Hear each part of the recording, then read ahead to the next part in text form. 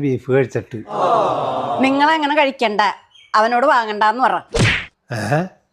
അതെന്തടി? എന്റെ വായ പല്ലിയല്ലേ മനുഷ്യ, പിന്നെ ഞാനങ്ങനെ തിന്നും.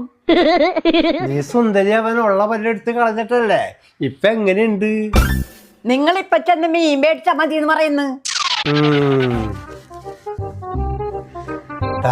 പ്രവിയെ, എന്ത് നീ കറിക്ക് എന്ത് മേടിക്കാൻ പോണേ? മീൻ മേടിക്കാന്ന് വിചാരിക്കണം. നീ കുറച്ച് ബീഫ് മേടിക്കാക്ക, എത്ര നാളായി. എന്നാ ബീഫ് വാങ്ങാം.